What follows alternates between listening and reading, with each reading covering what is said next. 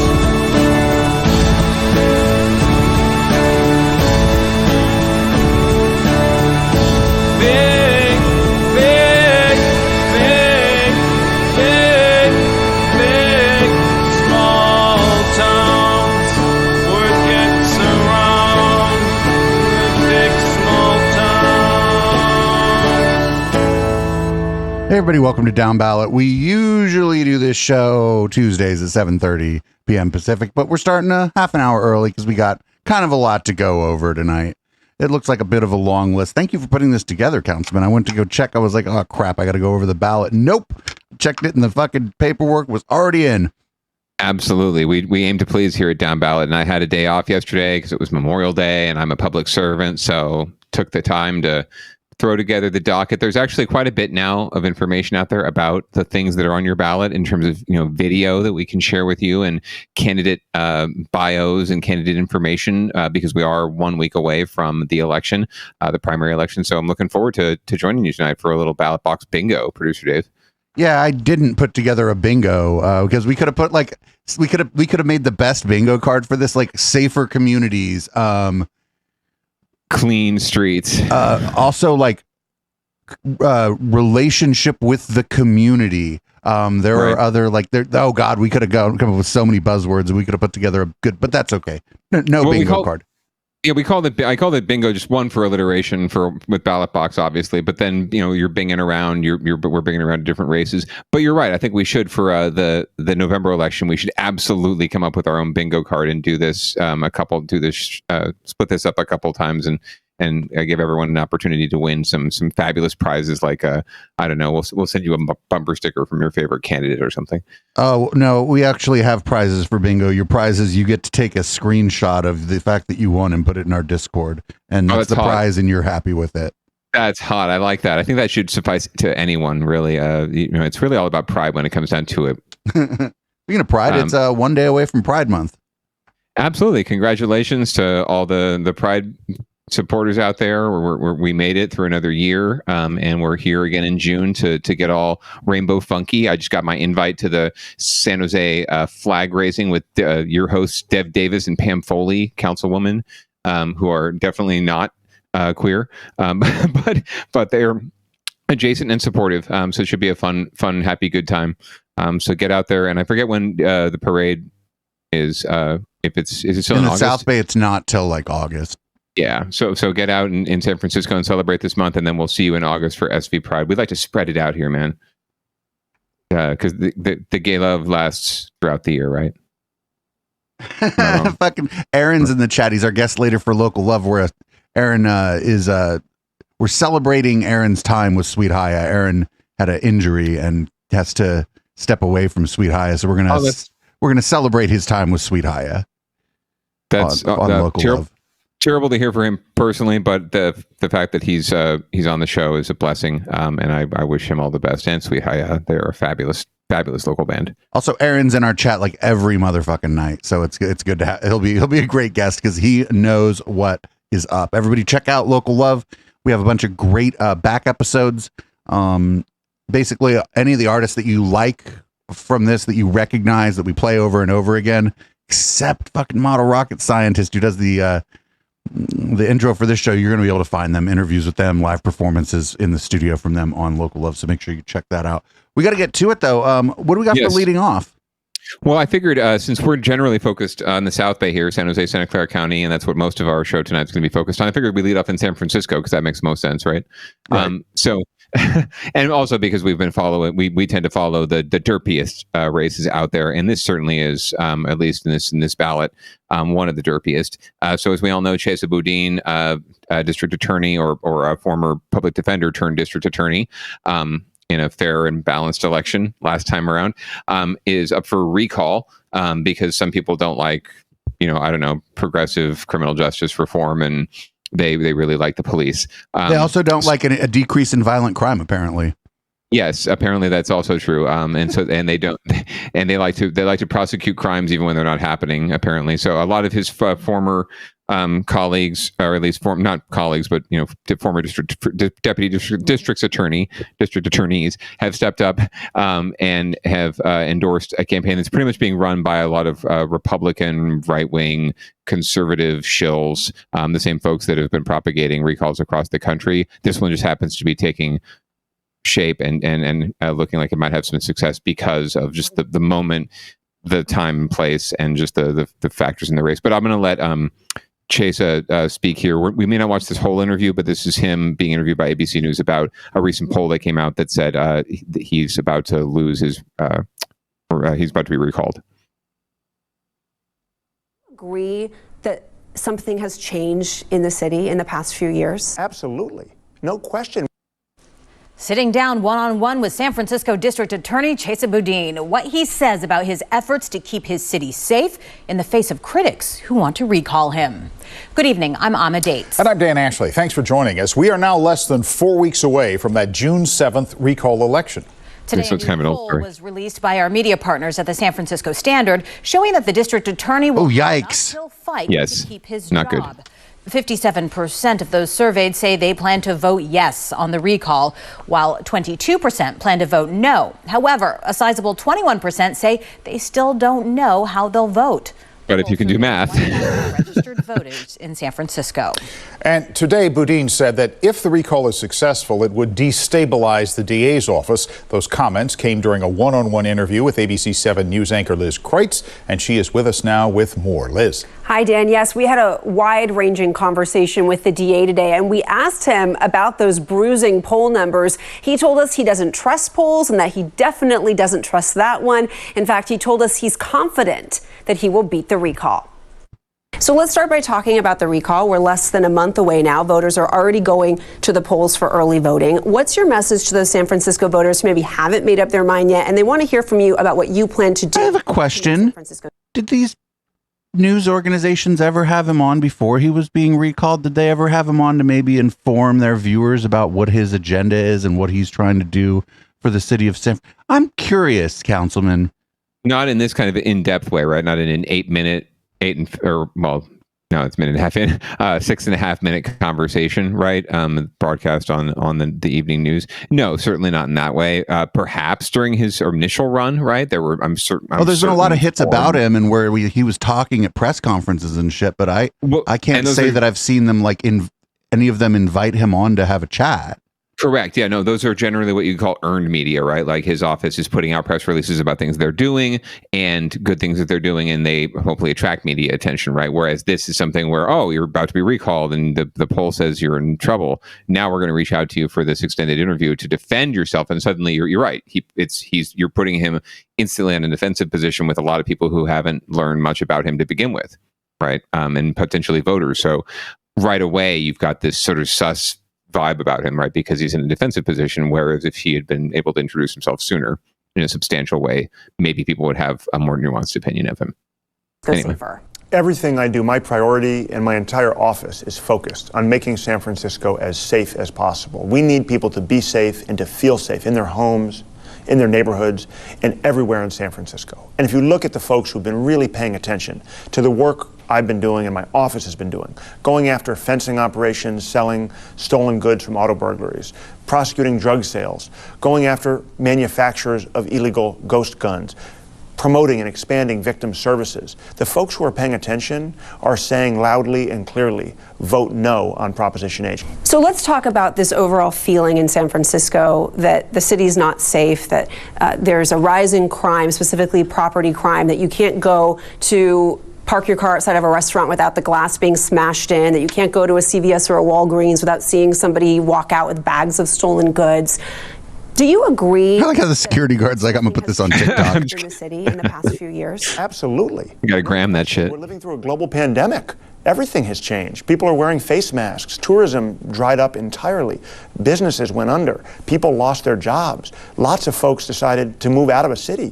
Of course something has changed. What's dishonest about the recall and the millions of dollars in lies and attacks that they're spreading is that they're suggesting that all the changes in the last 2 years are because of my election. But there is a feeling that your office is not holding people accountable.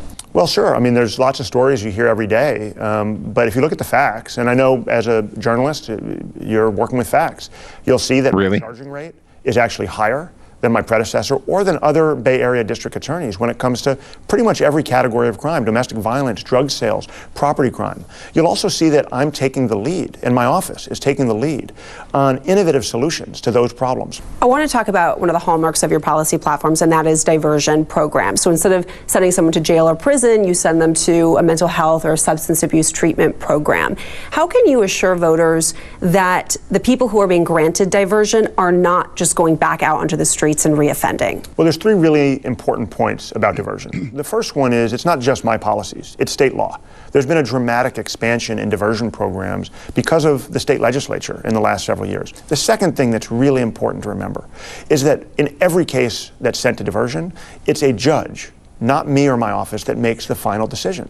And the third critical point is if people don't successfully complete diversion, if they mess up, if they get arrested again, if they don't comply with the terms and conditions, our criminal case is still pending. We don't lose the ability to prosecute people and secure convictions. One of the prosecutors that's been speaking out in favor of the recall, she's been on the television ads that we've all been seeing, says that you created a culture where prosecutors feel pressured to give lenient plea deals.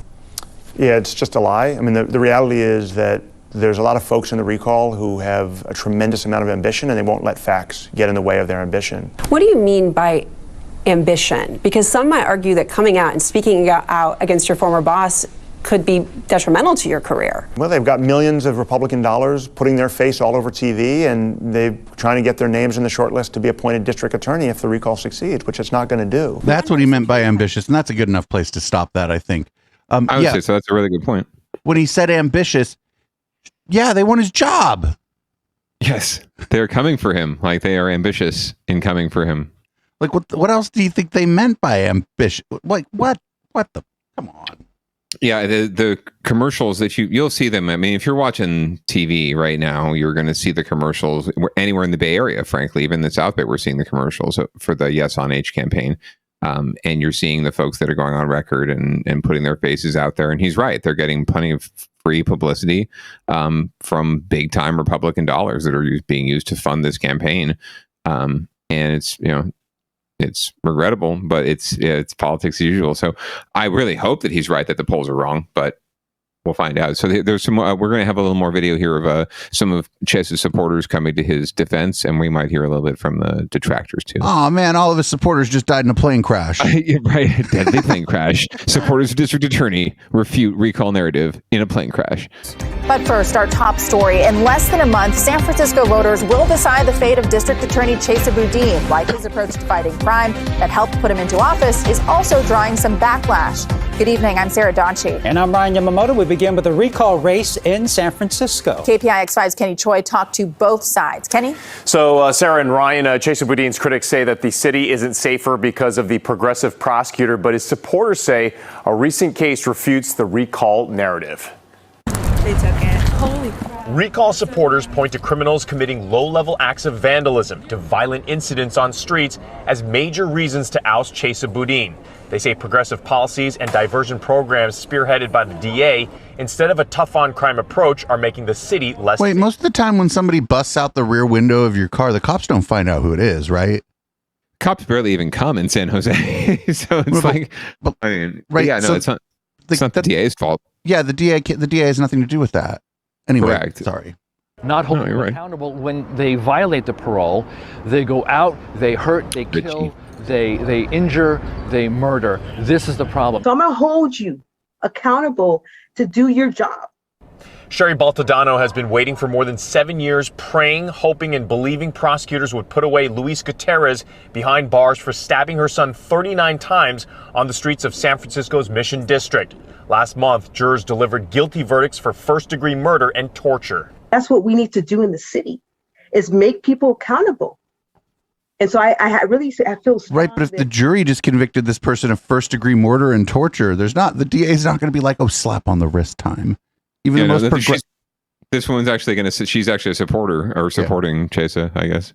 Boudin had something to do with this. Baltodano was skeptical about the justice system after years of what seemed like a stalled case. But recall supporters say this outcome is simply not enough within the overall picture of addressing violent crime across the city. He has taken one violent criminal off the street. There are numerous that are out running loose right now, those who were released. Every voice you respect. A new ad by Team Boudin shows a slew of endorsements, including the San Francisco Democratic Party, teachers and nurses unions, ACLU of Northern California, and Sierra Club, to name a few. Zaki Shaheen is Boudin's campaign manager. When he ran in 2019, he ran on the central platform of putting public safety first, and he followed through on that campaign promise. On the other side, Safer SF without Boudin's biggest individual donor is William Oberdorf, a major player backing Republican Senate Majority Leader Mitch McConnell, who has donated more than $600,000 to the recall effort.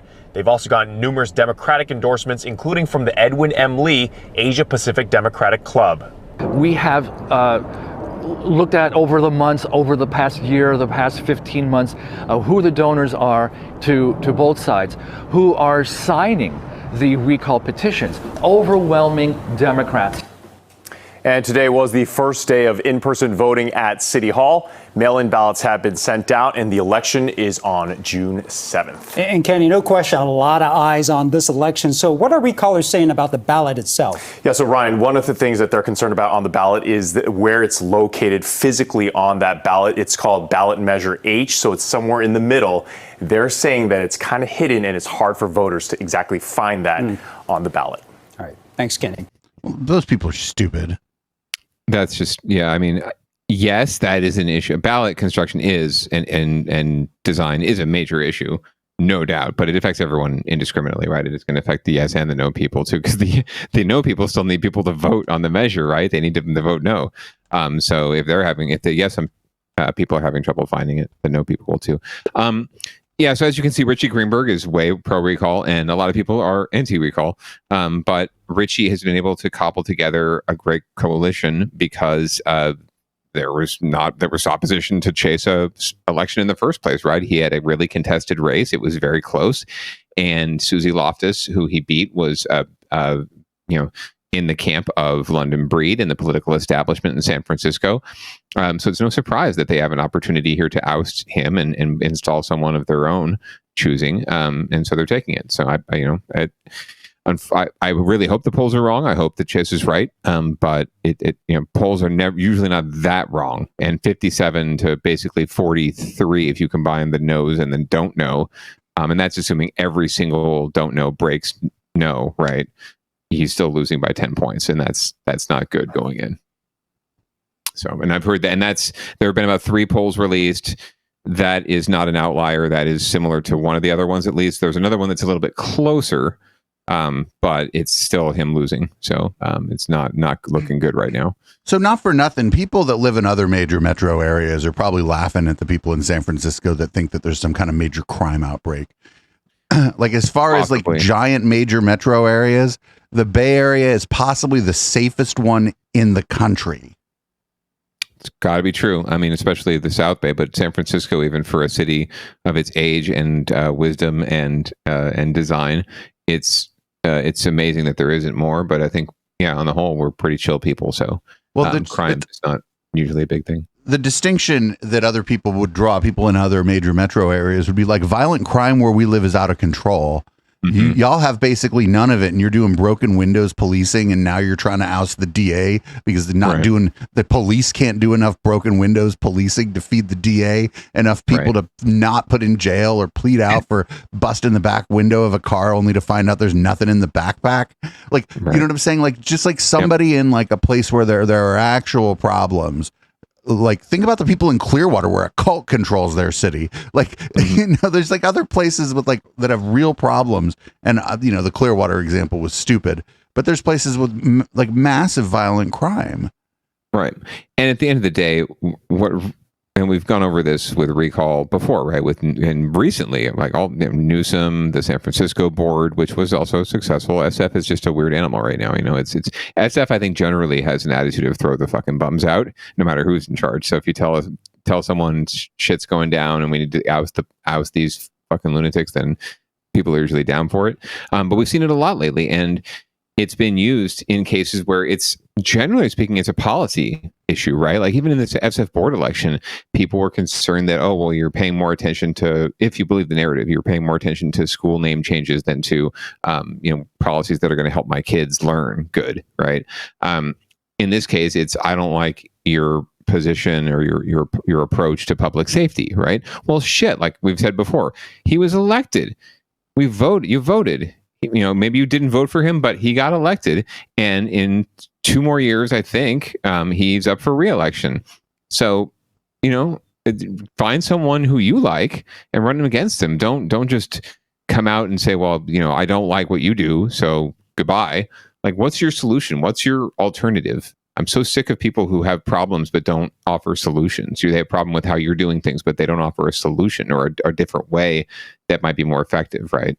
They just rant and they throw rocks in glass houses. So when this first came around, I was like, this smells like Peter Thiel. But anything bad that ever happens in California, I'm like, and I couldn't find Peter Thiel anywhere in this.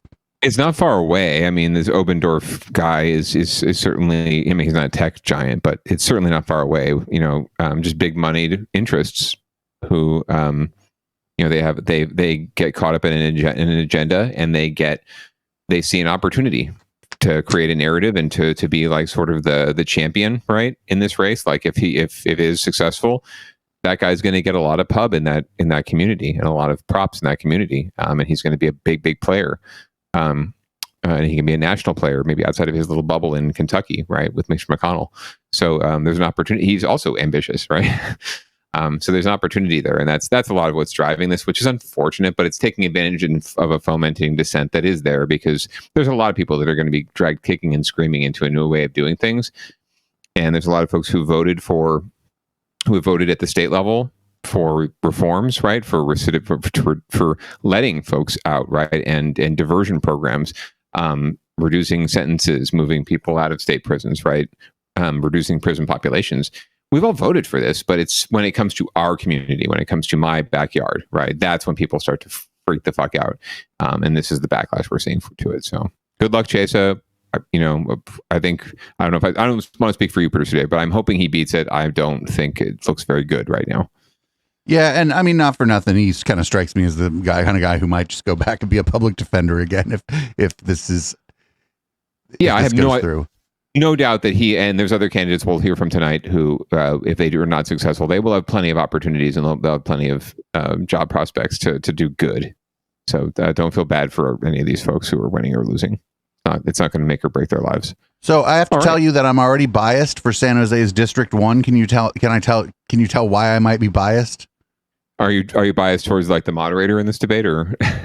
No, I'm biased towards the person who appears to be doing their Zoom from a very cool thing in San Jose. Right, Ramona. Yeah. Sensing You, the Dan Corson public art piece under the 87 on Santa Clara Street. We're going to hear from Ramona in a second. She is a former arts commissioner, so she is definitely leaning into that angle. But first, because she doesn't have a campaign video right now, because she joined kind of late, and honestly, she's not really the type to have a fancy campaign video. Not that Ramona's is very fancy. I wanted to give you the other candidate's intro from a candidate forum here, so you can get a little background on her. This is we're moving into San Jose politics, so we're moving down ballot. This year, San Jose is electing a new mayor because Sam Liccardo has termed out. And we're also electing brand new council members in 3 districts where they're terming out council members 1, 3, and 5. And then in District 7, there's a contested race with an incumbent. And then in District 9, there is no race because Pam Foley did not draw a contender, which is surprising, but didn't happen. So she's coasting to re-election. So we're going to start with District 1, and I'm going to let you roll the tape on Rosemary Kamei, who's one of the candidates in District 1. So for opening statements, we'll start with Ms. Kamei. Yeah, I spoke so much. Thank you so much, and thank you for the opportunity to share tonight. Hello, my name is Rosemary Kamei. I'm running for San Jose City Council in District 1.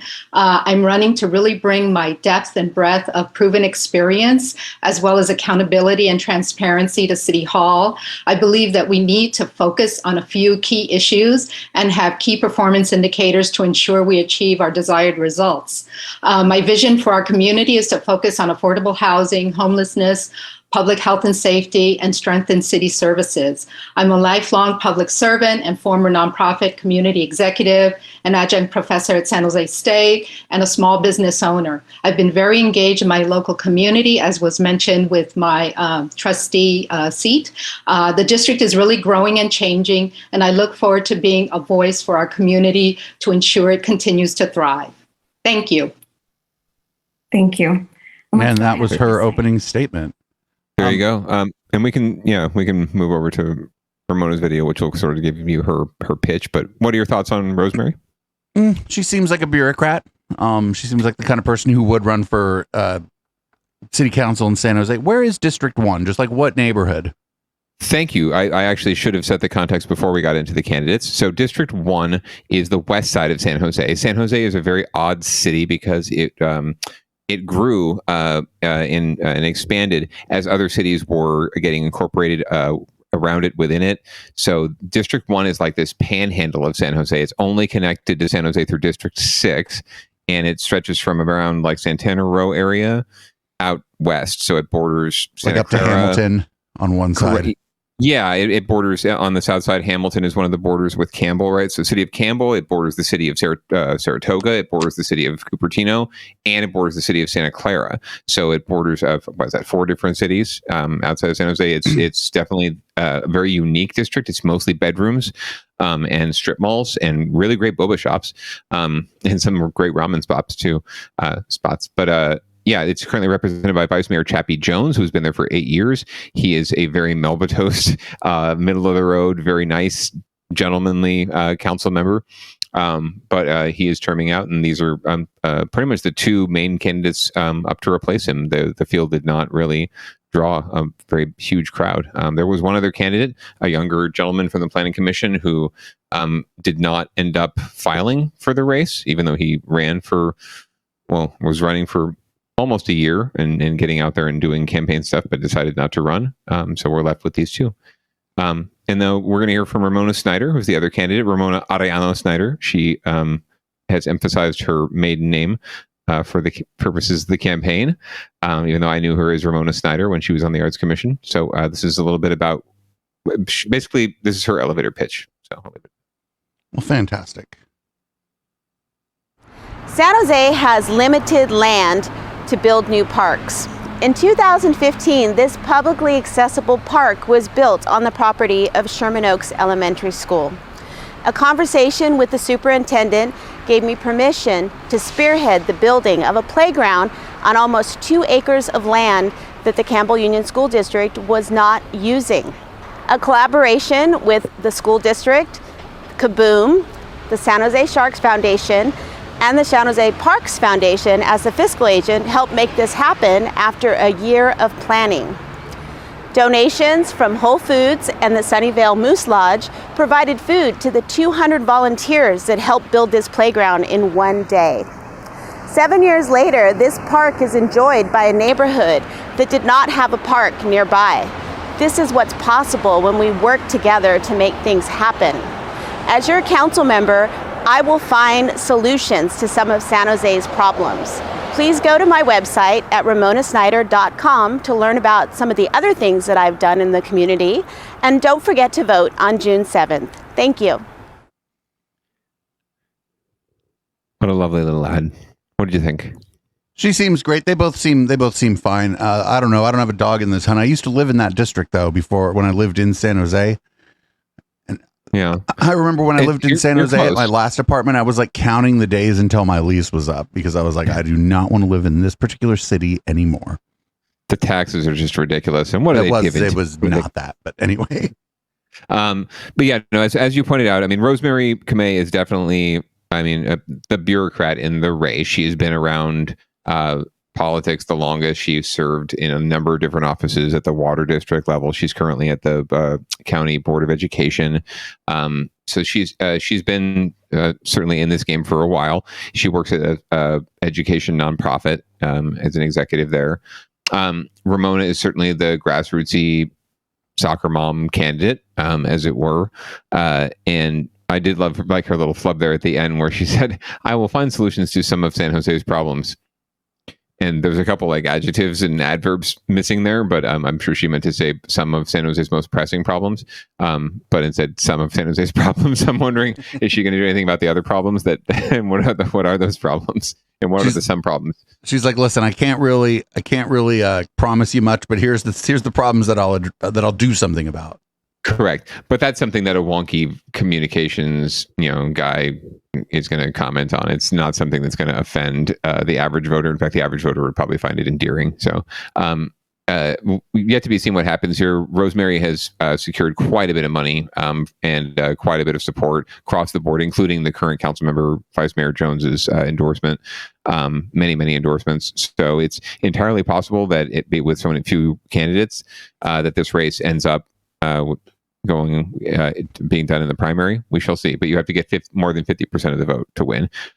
Not pictured is Tim Gildersleeve, our old friend, who you might recall, the gentleman who is very much about Jesus, but also about politics. Couldn't find any video. He hadn't appeared in any of the forums, but he did file for the race. So anyway, long story short, those are the two candidates. If you live in District 1, you will see them on your ballot. And now we can move along to District 3. If that's cool with you, Producer Dave. I think you've already got it queued up already. So District 3, there are quite a few more candidates here, so we're going to hear their intros from a League of Women Voters forum. The League of Women Voters tends to be the most moderate, running middle of the road, nonpartisan group out there as far as doing forums and debates. So while they're a little hokey, I do love them so, and they do great work. So District 3, so everyone knows, is the downtown area of San Jose for the most part, and it's actually pretty much shrunk to the downtown core and then sort of east downtown and north downtown. So Japantown is part of it, the downtown core, the SoFa Arts District, the San Jose State University, parts of East Santa Clara Street, Roosevelt, these neighborhoods. And Nagley Park, which is east of San Jose State, more of a hoity-toity neighborhood. So candidates in this race are going to introduce themselves, and they were running to replace Raul Perales, who was terming out and running for mayor. And District 3 tends to produce a lot of. District 3 tends to produce a lot of mayors, but also a lot of folks who end up moving on to higher office. From a vibrant part of our city. So very important. And she means like there's brown people there. Pleased that all of you are running this evening. Sometimes noisy too. So now I'd like to introduce you, and then we will get started. And these are our candidates for the San Jose City Council, District 3. And we have, and I'm not going to do it alphabetically, Irene Smith, and we have Omar Torres, and we have Elizabeth Chin Hale, and we have Joanna, and I wrote it down, Joanna, so I wouldn't blow it, but it's Rush, or no. Wow. Like, wow. Wow. I am so sorry. Oh, there it is. Rosalind's so nice. Down, Rao. She's a very nice lady. Anyway, I beg your pardon on that. I like that jacket. It's very sharp. Torres, and we're so happy to have each of you.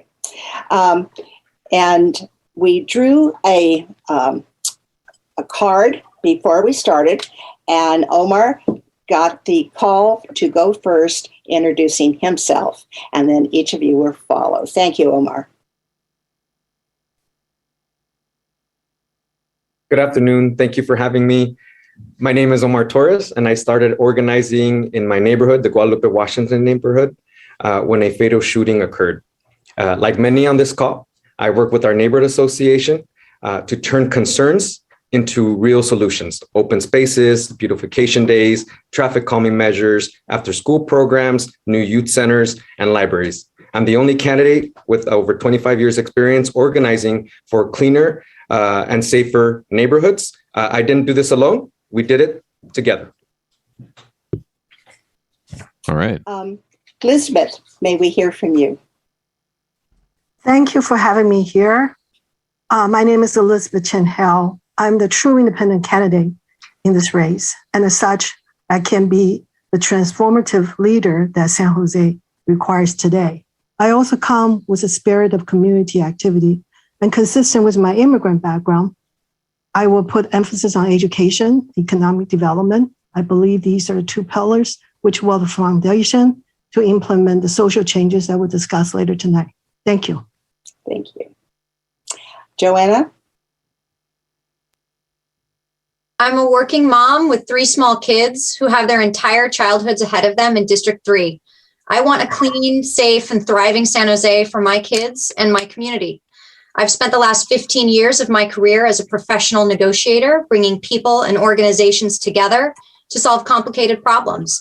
I'm the only candidate with the proven skills and experience to activate our leaders and get everyone to start pulling in the same direction to achieve our shared goals. Thank you. Ivan? Hi, my name is Ivan Torres. I'm a lifelong resident of San Jose and a lifelong resident of District 3. I am an organizer and I am a Stanford healthcare worker. So I just want to quickly acknowledge what's going on with Stanford right now. I just want to express my support to all the nurses and the healthcare workers who are on strike fighting for dignity and respect. Thank you so much. Thank you, Ivan. And Irene? Good evening. As I walk through our downtown, there is an unmistakable spirit of hope. Our neighbors are abundantly ready for live, laugh, love, Councilman. immediate change. So tonight, who's ready to break from the past and who's going to continue the status quo? With my experience as a small business owner, a housing provider, a mental health professional, and a pro tem judge, we can get this change together. Thank you, Irene. Mm-hmm. So I like the one that's a hostage negotiator. Oh, I'm sorry, a negotiator. Yeah, I mean, he seems like a reasonable dude. No, the hostage negotiator was Joanna. She said I'm a negotiator, and I'm like imagining that she's a hostage negotiator, or like that she, I was just hoping she has like some badass negotiating job. You know what? I'm not familiar enough with her background simply because she came into the race fairly late, and I don't know a whole lot about her. I have come across her on the campaign trail. She seems like a very lovely lady. So pick him in that race, to be honest with you. But you're sort of leaning her way. No, I just like to think about her being in like a show like 24. Right. she's like, I got 3 young kids, but hold on, I could be there in 20 minutes. You have a pothole. I will be there to fill it. Anyway, any other impressions out of those 5 candidates? I think there might be like a couple other hangers on that aren't really running a serious race, but those are your candidates, as it were. I just think the guy on the bottom who was talking about how he's like a community organizer, like it was kind of bad optics for him to be on like the 30th floor of some high rise. Right. I don't know if that was a live or a Zoom backdrop, but that was probably a bad look for him there. And Omar actually Torres, the other Torres in that shot, he is more of a community organizing background. That is, he looks familiar, actually. He has been around the campfire very many times. He used to work for Councilwoman Carrasco, and then he he tried to run for this seat a number of years ago when the last time it was open, when Councilmember Perales was elected. But he also has served on the local school board, and he's been around local politics for a while. So I'm sure we might have come across him on Down Ballot before, I'm sure. But he's received all of the Labor Democratic Party endorsements simply because he's pretty much alone in that lane. And then Joanna, even though she's new to the race, has received endorsements from the mayor and sort of the business community, as it were. Irene is more of the community. I want to say activist, advocate. I'm trying to say that in a nice way. And then Elizabeth is the president of the Downtown Residents Association, so another neighborhood activist. And then Ivan is not really all that. I don't know how familiar he is with San Jose, frankly, but I know he ran for other offices, Congress or something else recently. So he seems to be someone who's angling for something. So we shall see what comes out of that. But I think Omar has a decent shot at making the runoff simply because he's in a lane all by himself. And then it's up to, I think, money and name ID and awareness to determine the other spot. So Joanna probably has a slightly inside track there too over the 2 grassroots candidates, because money tends to win out in local elections simply because it's low awareness. That's why we do these shows. So you learn a little bit more, and you can hopefully let your neighbors know, and we can hopefully overcome that hurdle. And I just hope that live, laugh, lose your election, please. I just have an extreme bias against, I forget her name now. Was it Irene, the one in the top on the middle? Center, yes, that was Irene. Yes, she's a very interesting cat, and definitely not everyone's cup of tea. She's been a long-time neighborhood advocate, and there's people in her own neighborhood that are not very excited about her running. Let's just say. So, to put it gently, I'm not in their district anyway, and these are like just first impressions. If I saw policy stuff from all these people, my position might be different, Yes, absolutely, and it's not. We don't encourage you to take ballot box bingo as your only resource, voter, listener, viewer, make sure that you are going out and doing your own research, as they say. And I don't mean that in a pejorative way. Please do. And learn more about these candidates. We're simply trying to introduce you to the fact that they are running and that you might, if you live in these areas, especially, might be voting for them. And if you don't live in the area, at least you get to see what's going on in our neck of the woods, and hopefully life is not all that dissimilar to where you're at. Okay, so we're going to move on to District 5. You said that the intros on this, first of all, it took them an hour and 9 minutes on this to get to the intro, unless there was maybe another district before this. Correct. This is a wide-ranging city council forum over 2 hours where they did, I think, tried to do all the districts. So they had them in and out of a Zoom. And poor Jana Kata had to moderate all of them. So she probably got a little tired after a while. But this is probably the most spicy one. And you'll see why. I've never in my life seen a candidate forum, other than something that involved Donald Trump, devolve more quickly than this forum in the context of just one person speaking. So I forget if they all go through it and then he speaks, but you'll know what I mean. But we're going to go through the candidate opening statements, and you'll see how quickly this thing devolves and how, and just watch the look on Jana's face as it happens. And we'll start with Ms. Campos. Thank you for allowing me to be here and have an opportunity to share my vision with the community. I'm running for San Jose City Council to put policies forward that will grow the middle class so that they can thrive here in the city of San Jose, and policies that we can move forward that support the working class community in East San Jose. Policies that will make sure that they can support their families with one job. Imagine a community with affordable housing, healthcare, transportation that connects you to your job, and public safety where you can walk out your front door and visit your neighbor or your neighboring park. That's the community I want to live in, and I hope that's the community you want to live in. And make sure that our city facilities are fully staffed, as well as the departments, so that they can address the issues that need to be addressed when you call them. Thank you. Thank you. Mr. Quintero? Oh, my name is Andres Quintero. I'm president of the Alum Rock School Board. I'm a lifelong resident of East San Jose. I'm the son of immigrant parents who left Mexico to find a better life for their children here. And they made their home in San Jose's Barrio Sal Si Puedes, or in English known as Get Out If You Can. I have had the privilege to serve the people of East San Jose on the Alum Rock School Board since 2012. As a member of the Alum Rock School Board, we faced significant difficulties. There were significant challenges. And during those times, it was tough. I'm very proud to have to have placed the people of East San Jose first as a priority. And it's because of that I count on the support of a wide array of individuals that have lent support to my candidacy, which include District Attorney Jeff Rosen, Supervisor Cindy Chavez, Supervisor Alan Berg, as well as Councilmember Maya Esparza. It's a privilege for me to run to represent my community. I intend to bring forward common sense solutions that will address public safety, quality of life issues, as well as the housing crisis. I'll bring trusted, proven leadership that will ensure that we make East San Jose safe and secure. Thank you. Mr. Ortiz? Hello, everyone. It's a pleasure to be with you all today. My name is Peter Ortiz, and I'm currently the president of the Santa Clara County Board of Education. I want to thank Spotlight for this opportunity to share about myself and my candidacy for City Council.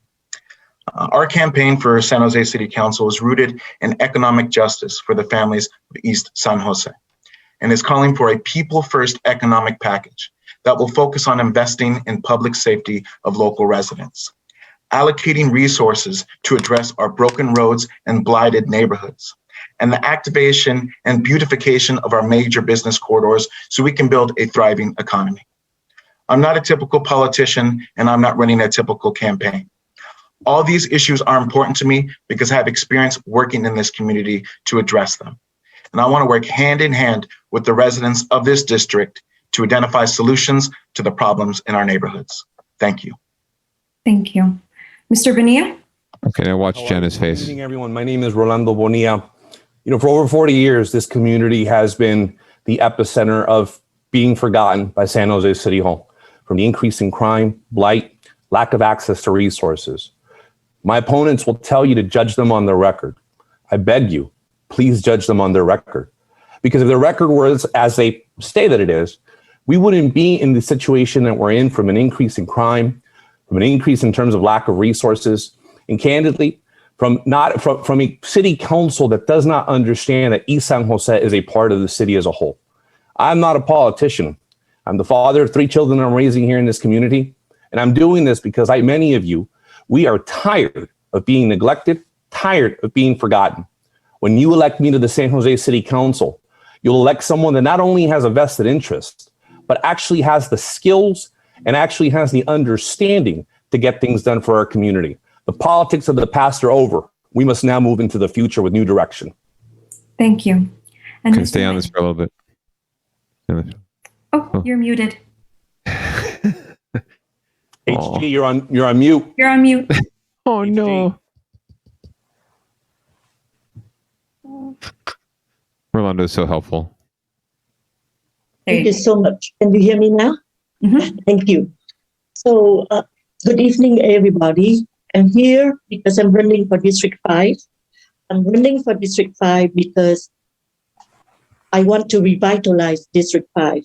I think the main issue that we have in District 5 is that we forgot the basis of humanity is people. We don't take care of each other. We forgot our family members. We focus on something that I think is artificial. So I'm running. I want to bring innovation to City Hall, new ways of doing business. During my first 100 days, as an example of innovation, I want to make sure that I can work with my constituents to convince City Hall to institute a family appreciation holiday for all of the employees working in the City Hall. And that I will, if I have more time, I will explain more. And you know, the investment even... Thank you, Ms. Nguyen. Sorry. Thank you. All right, let's get into the questions. It's going to get spicy. Despite the city's push for equity and inclusion, East San Jose continues to be disproportionately affected by the most serious problems. COVID killed and infected more people here. Police officers respond to more calls in East San Jose in their schools, and the digital divide plagues our students and widens the wealth gap. How would you ensure East San Jose gets the support and public resources it deserves? Let's start with Mr. Quintero. Thank you. I'm proud of the work that I've done to begin to address that. And it was tough. It was a tough situation. I worked on the city council, the chief of staff to Councilmember Maya Esparza, and it was some serious conversations that we had to work to initiate. And so I'm proud of the work that she did, proud to have been able to support her to initiate that conversation. With regard to the inequity that we live, I'm going to build upon the things we've already done. At Alum Rock, we were able to provide a device for each student. We were able to provide internet connectivity. And so it's that track record that I bring forward, not just a lot of talk and plans, but actions that have brought forward 6.5 million meals. Students and to residents in general of East San Jose who needed a meal right there at our Alum Rock schools. And so those are the types of things, partnerships, relationships that we've been able to establish at Alum Rock as a school district. I intend to amplify that and build upon that when I get onto the city council. Thank you. Mr. Ortiz? Thank you so much for this question. You know, the no response by any city was perfect, but to be honest, I'm proud of our county and our city's response to COVID-19. It's easy to stand on the sidelines and critique the actions of those in leadership. That's why when the pandemic struck, I made the decision to roll up my sleeves and be a part of this solution. As the only candidate that served on the joint city and county COVID-19 Health and Racial Equity Task Force, I was able to have a direct hands-on involvement in District 5's recovery during the pandemic, including ensuring that vaccines and vaccination sites were allocated in a way that was accessible to East San Jose families and advocating for COVID-19 PPE resource testing centers to be centered in District 5 hotspots. As District 5 recovers, it's essential that we prioritize developing an equity-focused plan that prioritizes our most vulnerable populations. I'm the candidate to implement that plan. Thank you. Okay, here we go. Mr. Bonilla? Yeah, that's a whole lot of nothing. I think what people wanted in the pandemic was solutions, dollars, immediate cash injection, immediate access to vaccine, not meetings and task force and meetings and task force. What did I do? Still on 24-hour oxygen. I raised over $200,000 to put money directly into people's pockets. I put my own dollars into that to start the fund. Nothing prevented my opponents from doing that. They're all big names, big titles. But those titles don't mean anything if you don't actually do something with it. $200,000. And to this day, those businesses that are getting all that great information about how to access resources still do not have resources, still do not have access to capital, are still having people who are unemployed. Doors are closing. So while they're all having conversations about task forces, I was putting money into people's pockets because at the end of the day, let's get real. That's what this district needs. Someone that understands how to inject capital in order to make this district thrive. Task forces, assembly committees, that's nothing. That's a waste of time. And that's why this district is in the position that it's in today. Thank you. I'd like the opportunity to respond. Sure. Let's do it 30 seconds. So I want to be clear to the commissioner. I'm proud of the East San Jose Rescue Plan and the work I've done in partnership with the city. It's easy to hold press conferences. You didn't do anything, Pete. Well, sir, you didn't do anything. You didn't do anything, Pete. Here we go. You're not going to bully me, How much money? Mr. Bonilla. How much money? Bully. Mr. Bonilla, I'm not your ex-wife. You can't bully me. Oh, shit. This is you, Peter. This is you, Peter. This is you, Peter. This is you, Peter. Back it up, homie. Back it up. Trusty Bonilla. Yeah, no, I'm not your ex-wife. You're not going to strangle. Peter, okay? There it is. There it is, Peter. That's you. It's got personal quick. Fuck yeah. If this evolves into this, I don't want to participate in it. So if you please can keep order, then I'll continue, but I'm not interested in engaging in this type of. Yeah, the community wants to hear our issues. Yeah. Okay. Thank you. So, yeah. Okay. Let everyone have the time allotted for them and indirect everyone. One sec. Can I just please talk for a second? Thank you. She should be able to mute all of them, right? Yeah. I would imagine so. That. I know, Peter or Mr. Ortiz, you did not get your 30 seconds. We'll do that. Whoever's doing the tech, right? We cannot have, interruptions or anything like that. And I tried to interrupt this several times and it didn't work. So let's do the 30 seconds again, and then we're going to move on to Ms. Nguyen. No, don't hand it back to him. I want to be, proud. I want to be clear. I'm proud of the East San Jose Rescue Plan and the work I've done in partnership with the city.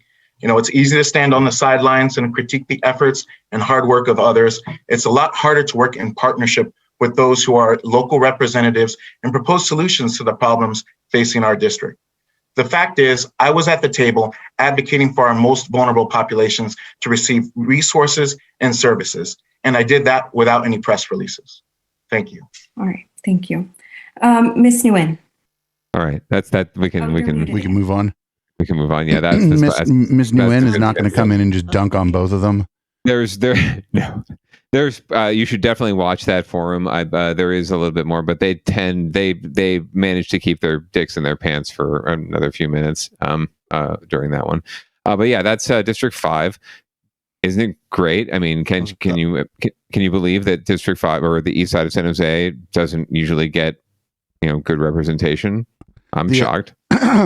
It seemed awfully personal. Yeah, a little bit.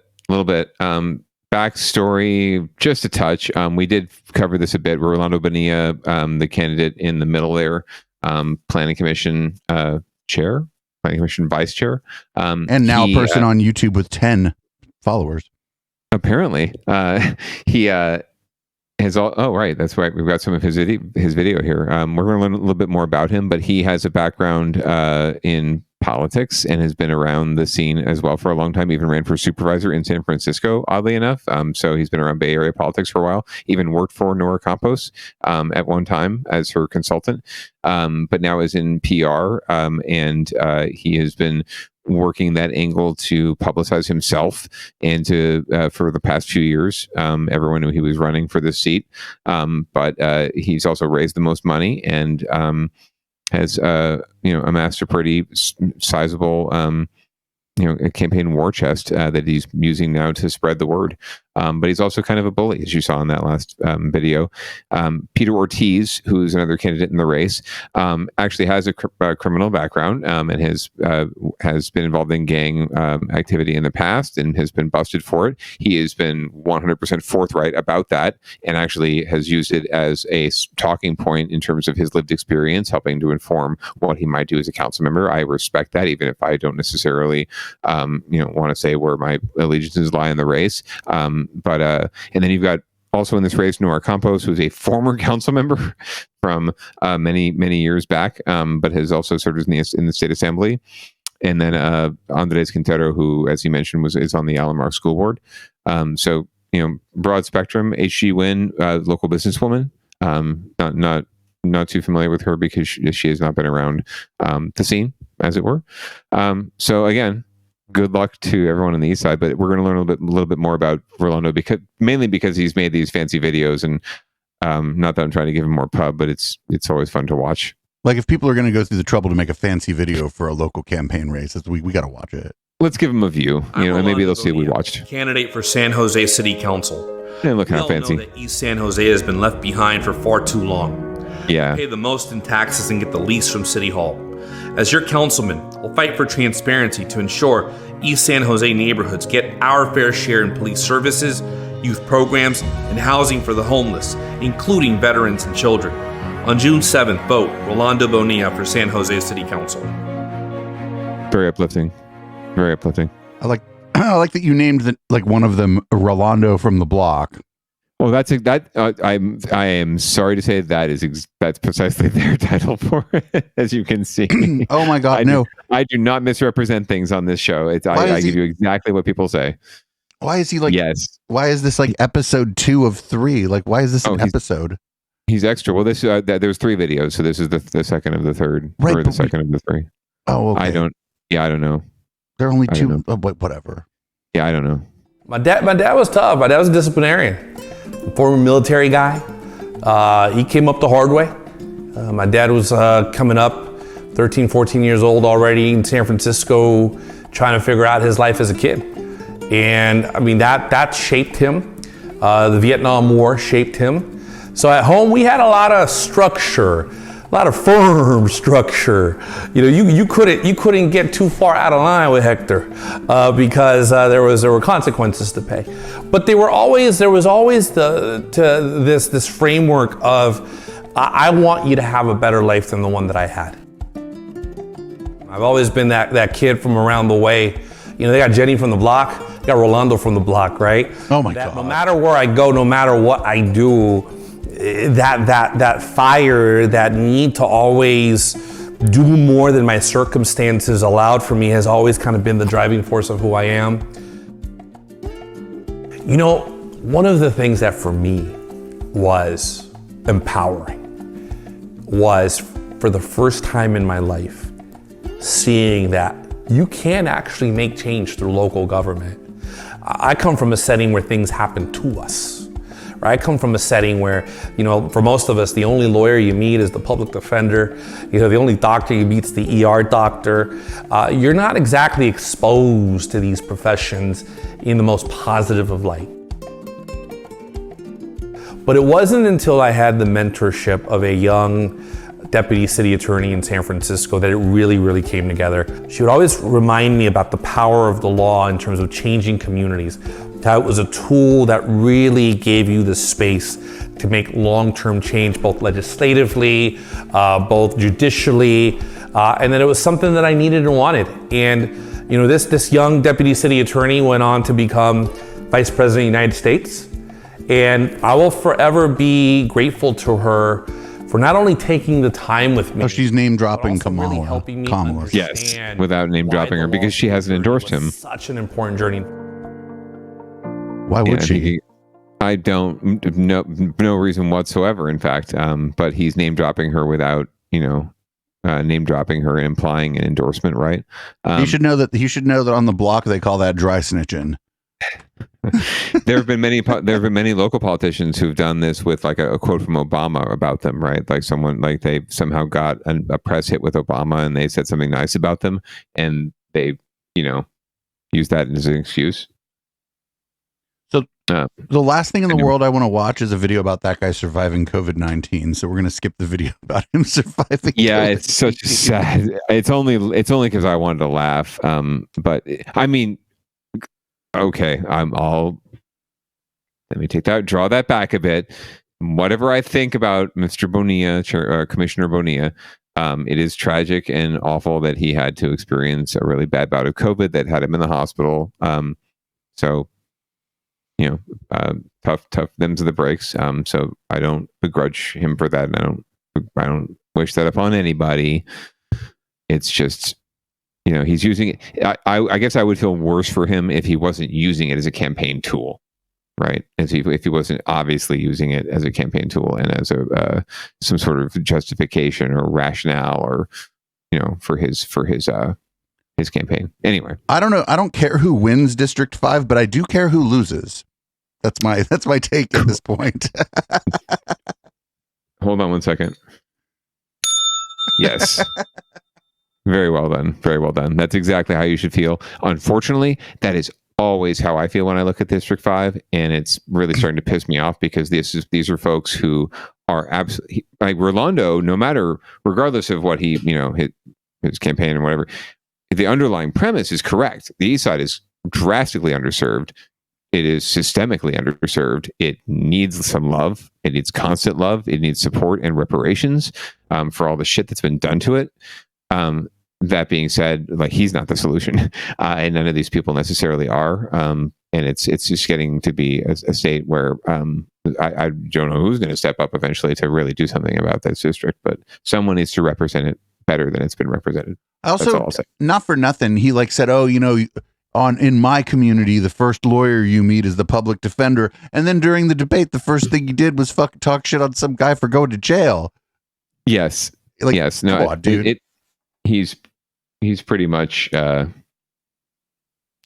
sort of where he's at. It's the pot calling the kettle, right? And he's I don't know if I don't think he ever went to jail, but you can't be like, oh, my neighborhood came up hard, and then be like, oh, you're no good, you've been to jail. Get the fuck out of here. Those don't work together, Yeah, absolutely. So and on top of that, Pete, as he called him, Peter, has been completely forthright, like I said, about it, and even uses it in his own campaign to talk about his experiences within the judicial system. So as well, you might if you've been through it. Right. So I'm not going to get into District 7 so much because they haven't actually had a lot of forums. The incumbent, Maya Esparza, has been playing pretty close to the vest. And actually, I don't know if she hasn't agreed to any or if they just haven't really prioritized this race. But there haven't been a lot of forums I could find in this race. So we're going to resort to one of my favorite things, which is talking about lawn sign wars. Some South Bay candidates on the ballot in the upcoming election say thieves are going after their campaign signs. KTVU's LaMonica Peters spoke to one of those candidates. She joins us live from San Jose City Hall with the close can actually be costly for some of these campaigns. LaMonica. Vonleh is running for District 7 in San Jose, and she says she's had hundreds of campaign signs stolen. It's going to cost her more money to replace them, but she says she's still in this race. Vonleh isn't new to politics. She says she's run for city council in San Jose before, but this time she's had more yard signs taken than ever before. I did report with San Jose Police Department. At that Dude, I would love to be in charge of the fucking police department's lawn enforcement division. Lawn sign enforcement, the fucking CSI lawn sign would be a great TV show, I think. Right. CSI LS. Oh my God. I love it. Now it's more than 225, sign have been lost. Vonleh says her campaign volunteers get written permission to place yard signs on people's property in District 7. And if they change their minds, she'll remove the sign. She says replacing them costs from $4 to $8 per sign. And she has her own theory as to why her signs are being stolen. It's not like they're ugly, but at least some of them is 2 or 3 times. So I feel that someone did not want my name out there and didn't want me to win this election or whatever. So that's what they did. So it's that I feel very frustrated about this. Von Lay is facing off against incumbent Maya Esparza and Bian Duan. San Jose District 5 candidate Rolando Bonilla also says his campaign signs are being taken. Of course, Rolando from the block can't even. Rolando from the block can't even keep his sign on the block. Get the fuck not out at all. of And here. he's got images of a truck that that has been stealing the signs. So he's got evidence. Man, Rolando, you ain't nothing on the block if your signs can't stay there. License plate number, asking people to contact San Jose police if they see this brown Toyota Tundra. He says the person driving had been seen taking his yard signs. KTVU reached out to Bonilla but didn't receive a response. Von Lay says despite her yard signs being stolen, she's moving forward with her campaign. So what I believe is this is maybe a dirty politic, but I kept I will stay positive because I'm still knocking the door, to talk with That actually does more than any sign. So. voter, to talk with resident. Matt Mahan is running for mayor in San Jose, and he told me he also had hundreds of signs stolen. Lay says, but that guy's probably funded by Peter Thiel. Be able to have to identify someone who's stolen the signs, but until then, oh really? There's not much they can do to help. I'm sure. I'm sure. Monica Peters live tonight in San Jose. LaMonica, thank you. Yeah, Mahan comes from the tech bro world. He was at Causes at Facebook. That was one of his first endeavors. That didn't go anywhere. So lawn sign wars. This happens in every campaign, and usually they didn't really specify where they were being stolen from. A lot of times it's like people are just taking signs because they're in the public right of way and they shouldn't be there in the first place. Right. And you're placing these signs. All of these candidates have been guilty of, and I've seen it, placing lawn signs illegally in the public right of way. So you're completely within your rights as a citizen to pick those signs up. We had we did technically video. litter, right? Yeah. I mean, didn't we have video maybe like 4 or 6 years ago, maybe of Pierluigi Oliverio running around, stuffing lawn signs into his trunk, right? So this happens, and you roll with it. I love I love the way that local reporting happens. She said, this Von Lay said that she's run for city council before. It's like, she said that. Did you verify that? Yes, she has. Yes, she has run for city council before. But did you verify that, reporter? Or are you just she says she's run for city council. I took her at her word. She said that signs cost $4 to $8, which is also true. But Von Lay says it, so it's freaking gospel. It's like, reporter, do your research, and then you can say unequivocally, she ran for city council before. She has been down this road, and then you can even ask her the question. Even if you know that before the interview, you can ask her the question did this happen in your last race? How does this compare to how it was in your last race? Did you have more signs stolen, less signs stolen? Were they more expensive, less expensive? Were they just as ugly, or were they just as useless as they were this year?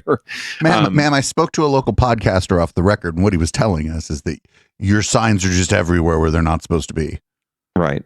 So please explain yourself instead of complaining to us about the signs that were stolen from where they should be in the first place. Anyways, that's District 7 in a nutshell. That's South Central San Jose, as it were. A very diverse community. It's pretty much a 30-30-30 split between, or one-third split. Vietnamese, primarily Vietnamese, but API Vietnamese, Latino, and honky like me.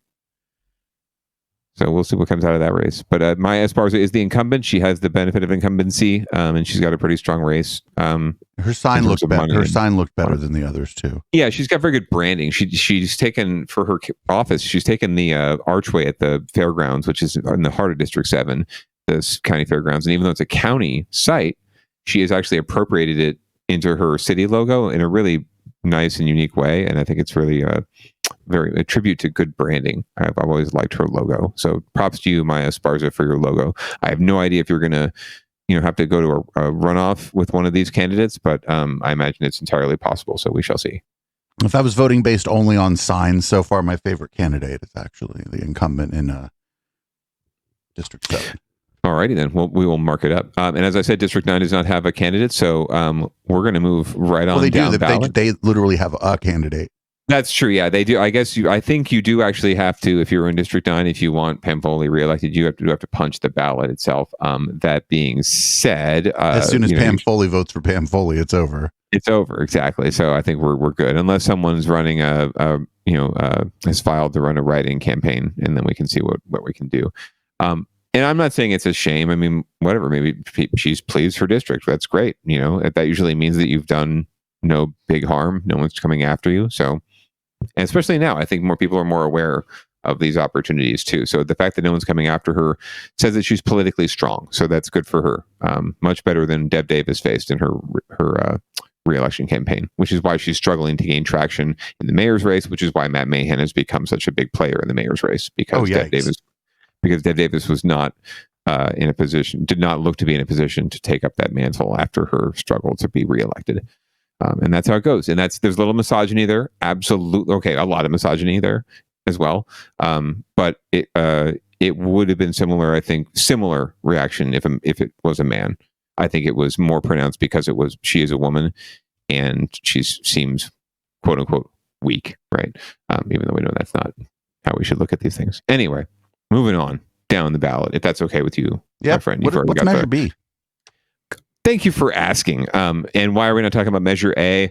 Go look at Measure A. It's kind of silly. It's about the Water District Board and term limits. Really, just look at who's in the ballot. I support term limits for the Water District Board. Well, that's the thing. That it's for term limits, but it's actually designed to help entrenched incumbents in a weird way, or at least their agenda. So if you look at, read the ballot arguments, look at who signed the ballot arguments for and against, and make your decision based on that, right? It's pretty clear who's backing that. But that's all I'll say about that. It's too wonky to get into.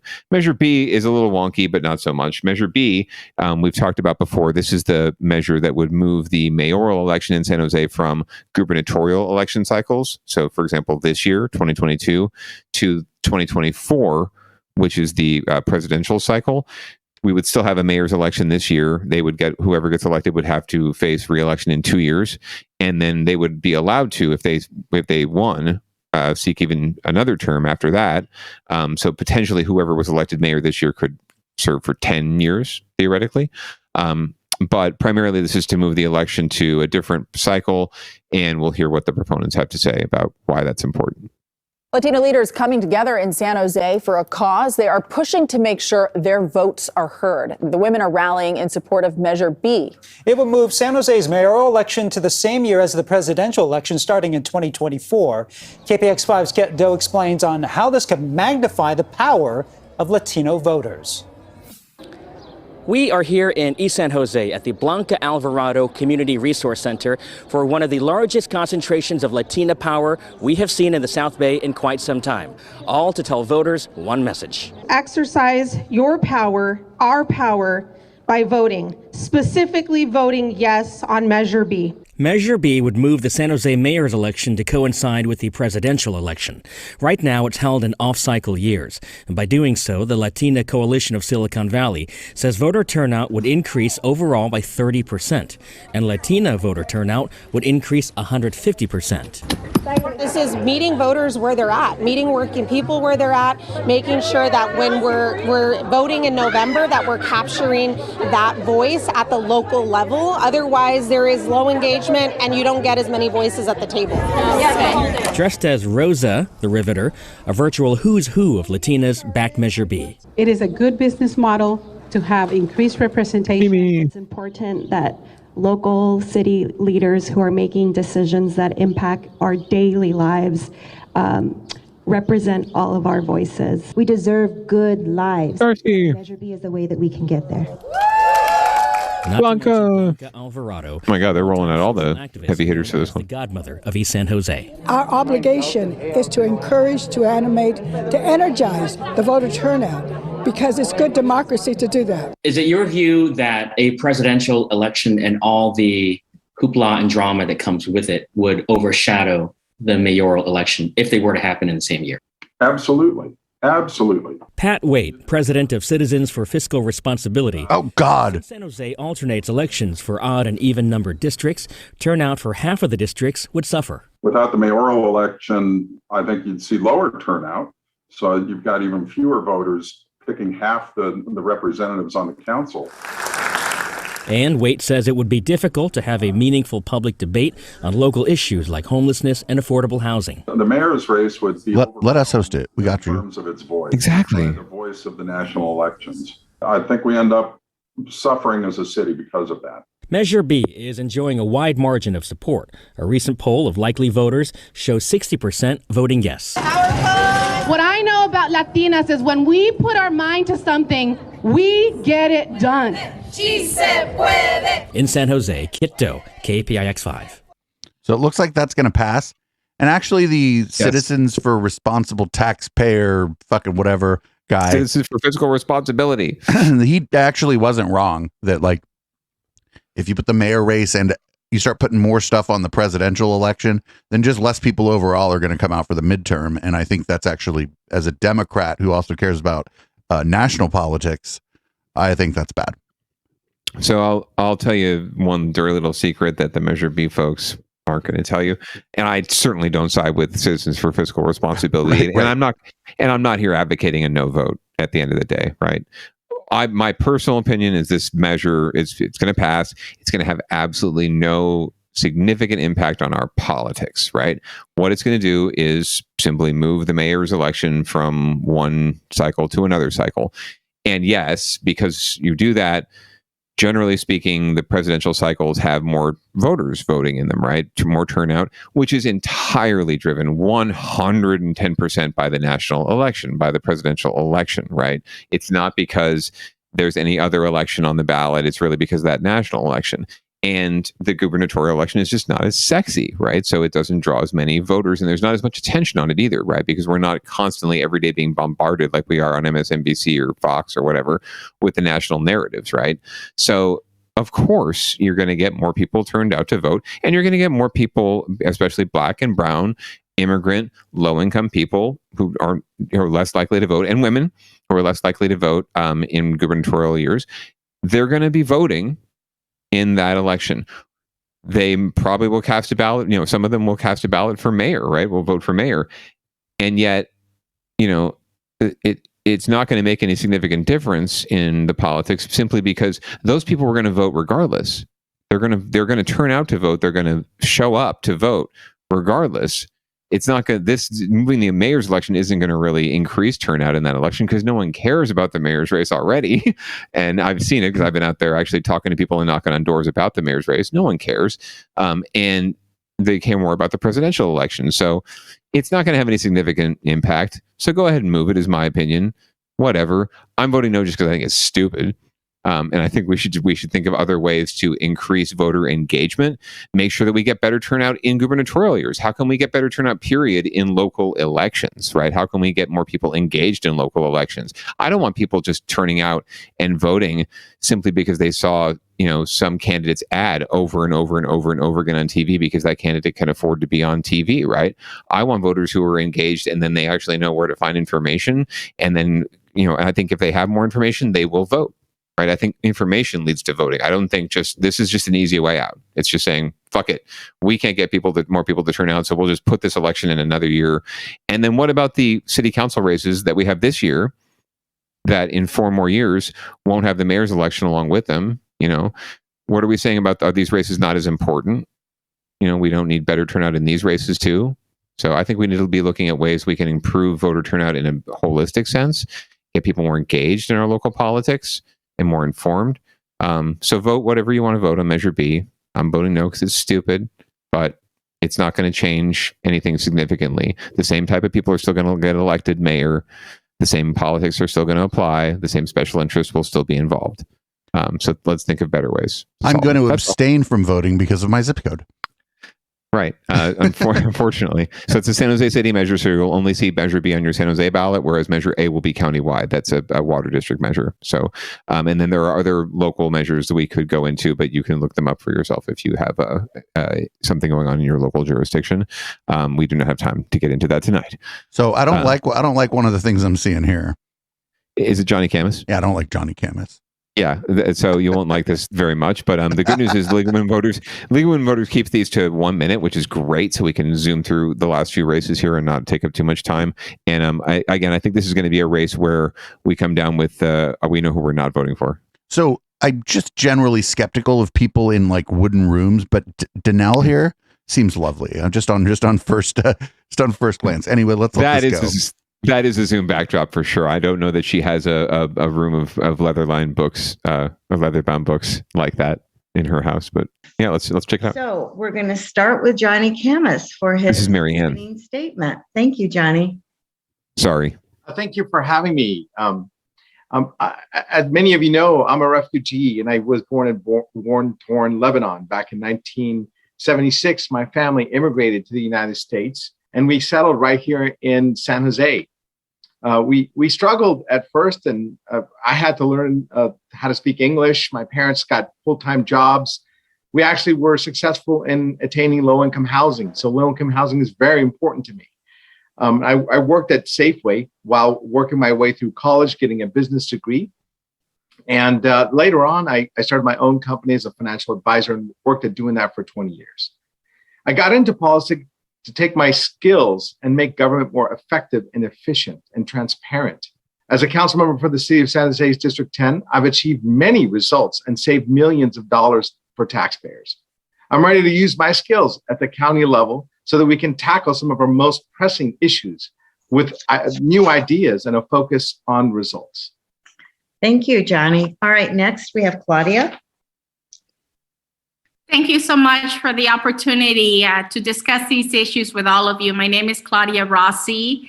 I am the daughter of immigrant parents. My mother worked for the Los Angeles garment industry for many years to help put us through school. My father was an auto mechanic.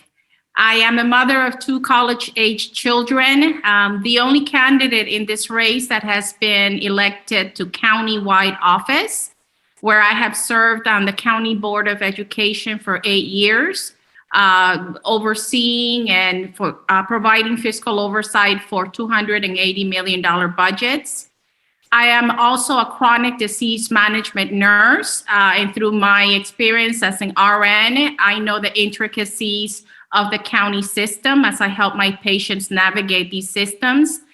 I want to prioritize initiatives that help address the housing issues, homelessness, mental health in my tenure, should I be elected. Thank you. Oh, thank you, Claudia. Next, Sylvia Arenas. Good evening. I'm Sylvia Arenas, and I'm really proud to be running for supervisor, as I never thought that I would be an elected official. I consider myself a public servant. I've always been in public service. That's what I've dedicated my career to, and making sure that children and families have the highest quality of life within our community. That's either through working with the city of San Jose and community engagement, or with First Five for about 10 years, or Gardner Family Health for about 3 years, or as a school board member. My focus has always been children and families.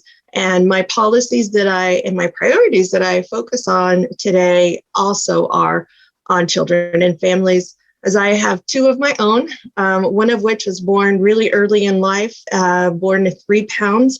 And so we accessed early start, and I have an experience of a family that has gone through a system and has come out the other end. He's only 13, so we're still waiting, but glad to be here. Thank you, Sylvia. Next, Danelle. Hi, good evening, and thank you again for having this forum. They're both in libraries. The first generation to go to college. I'm one of 35 cousins, native of San Jose. And I worked at PwC Market in the bakery, and then sometimes worked 3 to 4 jobs during the summer to put myself through college. I majored in political science and women's studies, and I'm very proud of my work and working hard to succeed and meet my goal sets. I am the only Republican candidate running. She used to work for Johnny. Fiscal health means a great deal to me, fiscal responsibility. I have worked for 4 different elected officials, including Ken Yeager, a Democrat, and Pat Dando, a Republican. I am a former She just threw Johnny under the bus. counselor working with people in times of crisis and a current case manager for Life Steps. I look forward to your questions tonight and thank you in advance for your time. Thank you, Danelle. And last but not least, Rich Constantine. Save the best for last. Good evening, everyone. My name is Rich Constantine, and I am the mayor of Morgan Hill. I've served on the city council of Morgan Hill since 2010. I'm a retired firefighter, 25 years with the city of San Jose.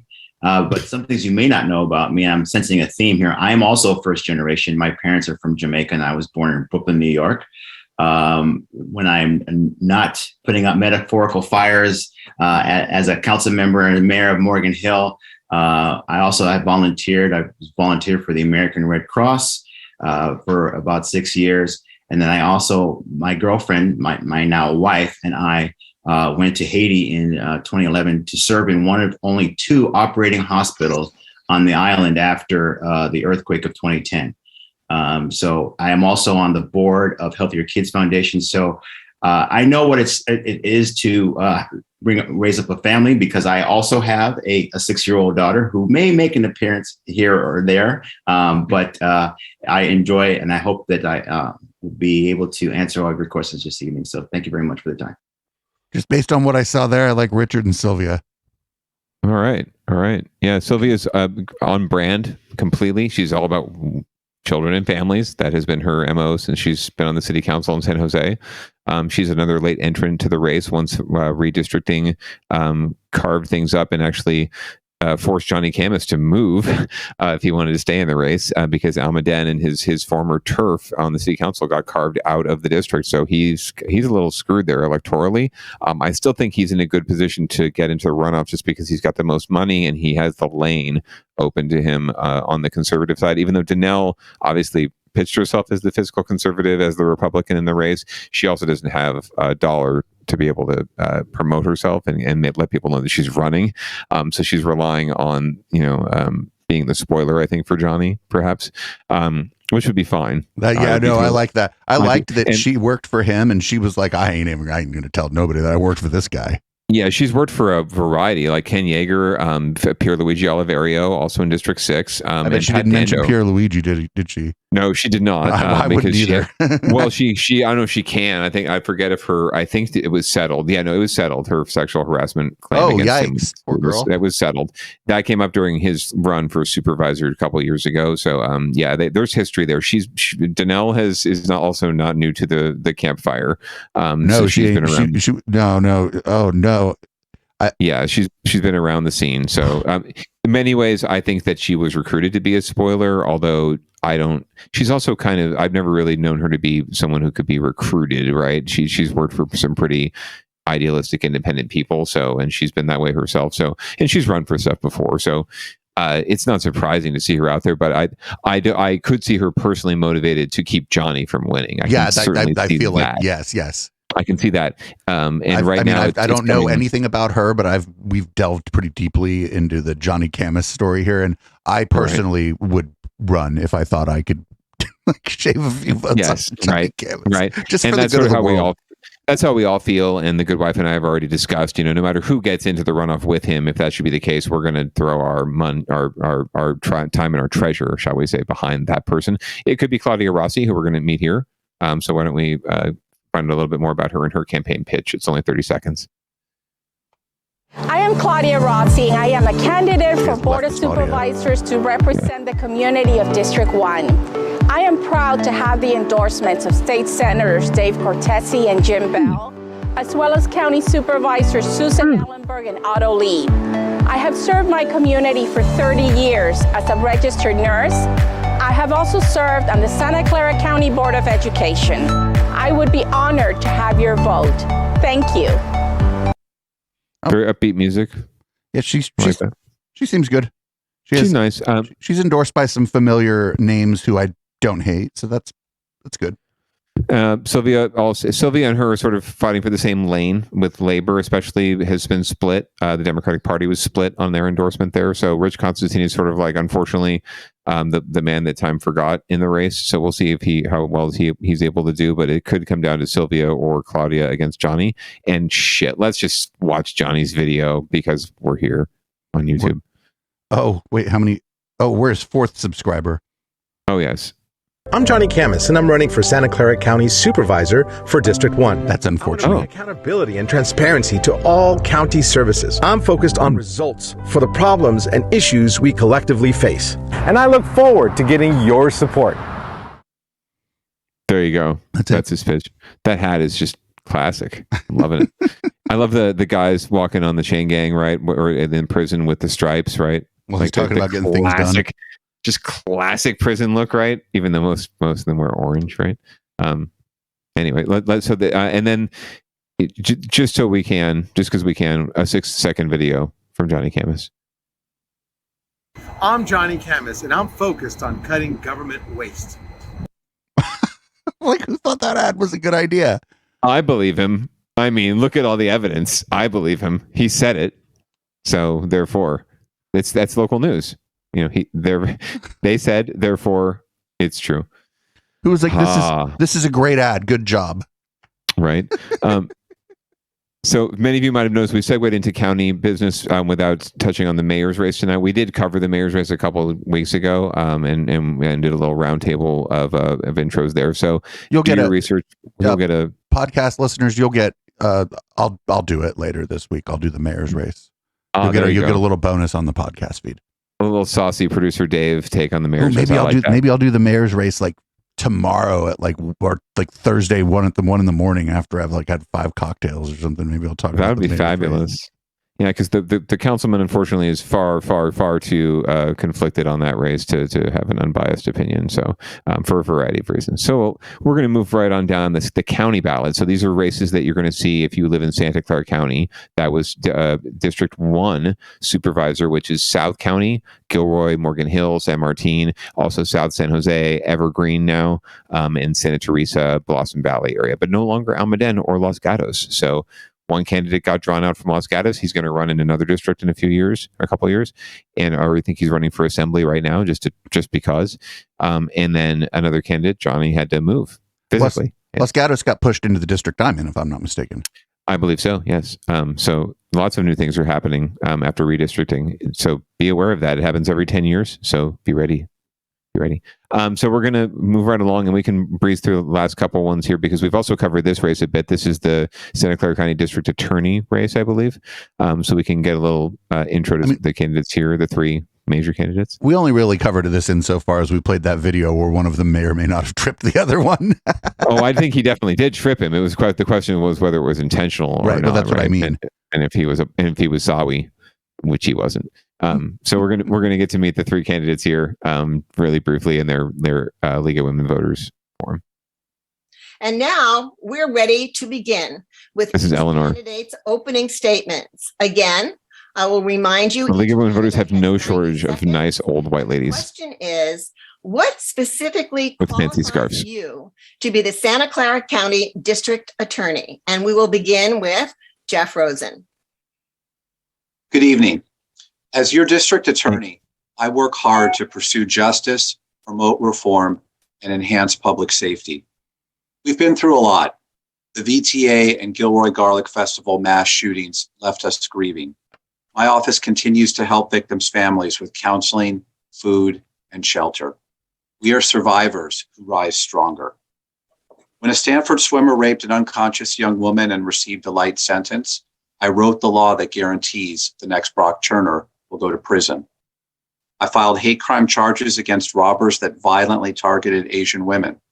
I convicted 3 jail guards of murdering a mentally ill inmate. I've created centers that serve domestic violence survivors and abused children. We have reduced incarceration and crime with more mental health, drug treatment, accountability, rehabilitation, and second chances.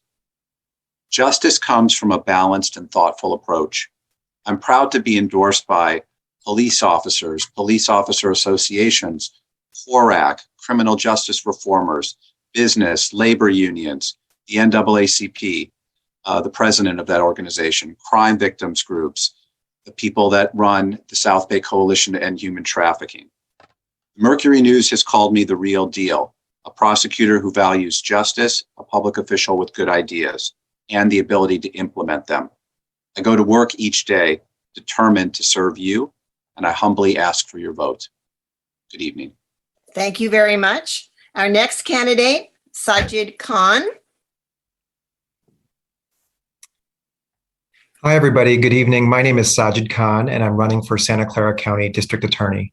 I'm the proud son of Muslim immigrants from South India who raised me and my siblings here in the South Bay. I grew up in Milpitas in San Jose. I'm a proud graduate of San Jose High School, and I'm now raising my 2 young sons here in San Jose. For the last nearly 14 years, I've served our community as a public defender, fighting for the rights and dignity of our community's most marginalized people. I've been in our jails, I've been in our courtrooms, and I've been in our neighborhoods. And I've seen our current system perpetuate the harms of mass incarceration and police brutality, inflict generational trauma on communities of color, and fail to keep us collectively and sustainably safe. I've witnessed our incumbent DA pursue the death penalty, prosecute children as adults, and not hold police accountable when they kill and shoot our fellow human beings. And it's for those reasons that I'm now running for Santa Clara County District Attorney, because I'm committed to healing systemic racism, fighting mass incarceration, addressing the root causes of crime, and building a true justice system that ensures and protects the dignity and safety of all people here in Santa Clara County, which is the place that I've called home my entire life. We just saw the historic nomination of Judge Ketanji Brown Jackson to the United States Supreme Court, our former public defender. And in the same spirit, I'm asking you all to see that I, a public defender, am uniquely qualified to meet this moment and serve our community as Santa Clara County District Attorney. Thank you. Thank you very much. And our third candidate, Daniel Chung. Thank you, Eleanor. Good evening, everybody. My name is Daniel Chung, and I'm running for District Attorney. It is time for change after 12 years of DA Rosen. I am a career prosecutor who is committed to prosecuting crime. I will fight for public safety, victims' rights, and systemic changes. And as DA, I will enforce laws and pursue balanced reforms. A little bit about me. I grew up in a single-parent immigrant family in Milpitas. Financial aid and teaching jobs enabled me to attend Harvard and Columbia. My father served in the military and in law enforcement and inspired me to pursue public service. I prosecuted gun crimes in New York City and violent crimes here in Silicon Valley.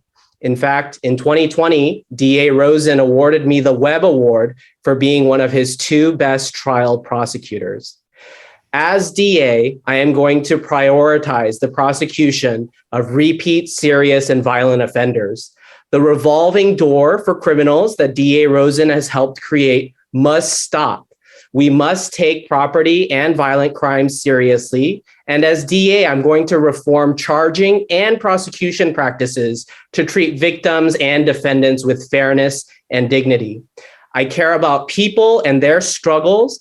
I believe in redemption and second chances. However, justice also requires accountability, and I am committed to restoring justice and uplifting people in my home community. Thank you. Thank you. I'm afraid of that last guy. Yeah, a little bit, right? Our neighbors have a lawn sign for him, and he's got these single-sided lawn signs. They've got 2 of them, so it's nice, but it's the weirdest thing. I don't understand why you would do that, but anyway, yeah, interesting cat. So again, this is shaping up kind of like the previous the San Francisco race when Chesa Boudin ran. Frankly, although there wasn't an incumbent there, Rosen is certainly the incumbent, so he's got a lot of strength. But Sajid Khan has raised a lot of money and has nationalized this race successfully, so that he is the reform, the BLM-ish candidate, right, if you will. So we'll see what comes out of it. I know he's working really hard, but they're both running strong campaigns from what I can tell. So Daniel could be the spoiler that puts it into a runoff between the other 2, or Rosen could just win out in June. We'll see. We'll find out next week. So really quick, we can either run through that. Yeah, let's run through their campaign videos if we can. We're gonna have to run through their campaign videos and then and call this one, I think. But that's fine. We've already talked about the assessor's race anyway, so we can maybe close out on the remix video. That would be our readout. Okay, so yeah, let's see why these folks are running. Daniel Chung.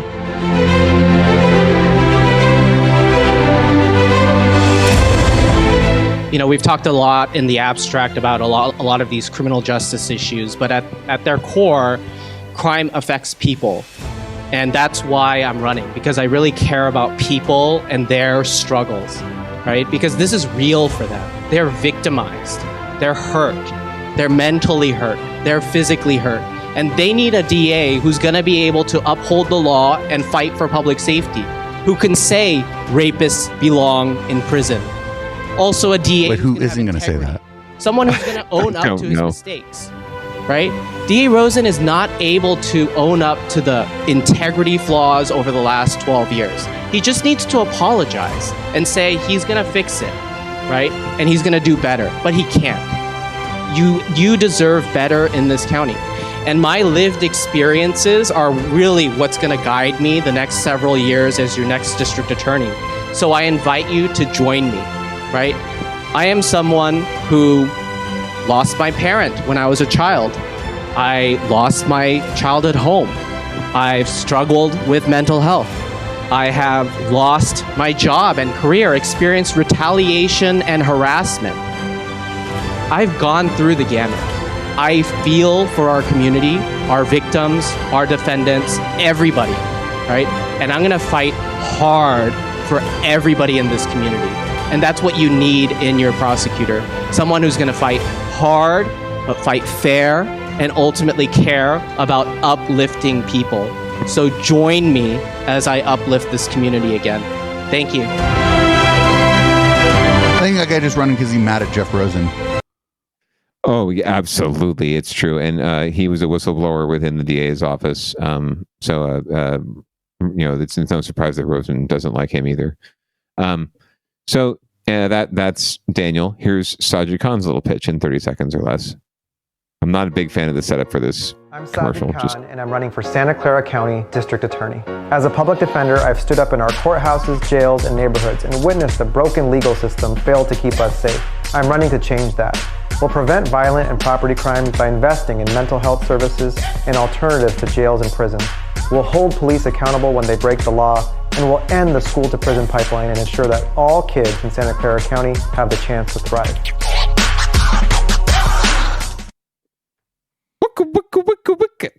So what didn't you like about that? Oh, no, it was everything was fine. It's the setup with him. He just looked right in the suit with the flag behind him. Everything else in the video was great. Even the slightly cheesy hip-hop, music to make him look cool and hip with the... Anyway, but the shot of him in the suit, he just looks very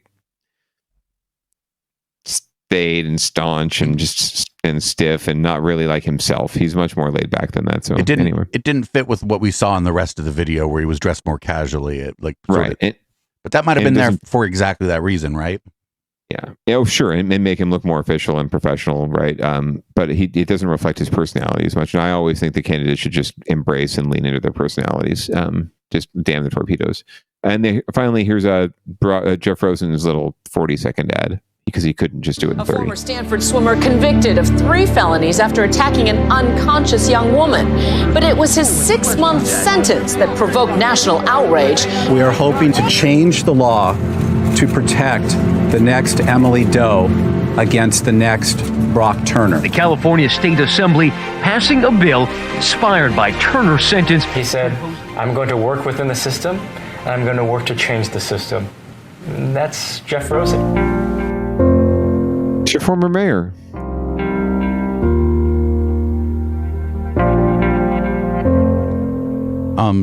That's an okay ad, I guess.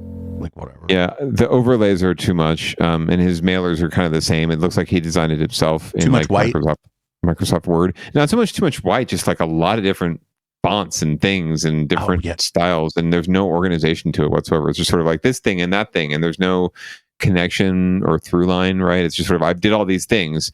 Great. That's the thing I hate the most about campaigns. If we want to, bring it back to sort of wrapping things up, the one thing I hate the most about a lot of candidate campaigns at the local level is everyone thinks it's about rattling off this laundry list of things that you've done and volunteerism and boards you sit on and community organizations that you've supported and where you've worked and where you went to school, and it's all great and it's all important and it's good to see that you do those things, right? But it's not a prerequisite. It doesn't qualify you any more than anyone else to do this work. What does is having a good sense of yourself and your personal narrative and what you bring to the table from your personal experiences, because why else would you personally want to run for something, right? So lean into your personal experiences, lean into what makes you you. That will make you a better candidate. It will also make you a better leader. And that's pro tip number 85621 from the councilman. Well, cool. Well, I'll read the show out this week. Thanks everybody for checking out Down Ballot. We do the show live usually every Tuesday from 7:30 to whenever, but we started a half an hour early this evening because we did a little bit of ballot box bingo without any bingo cards. I'm going to go ahead and play locals and get Chip on over here so that he can host Local Love. Everybody, tonight will be Chip's first night completely hosting Local Love. Like, I'm going to play this song and then change the color of the lights and get up and walk away. And nice. Locals Battable Smoke Signal will be back next Tuesday for another Down Ballot. Thanks again. Don't forget to vote. Don't forget to vote.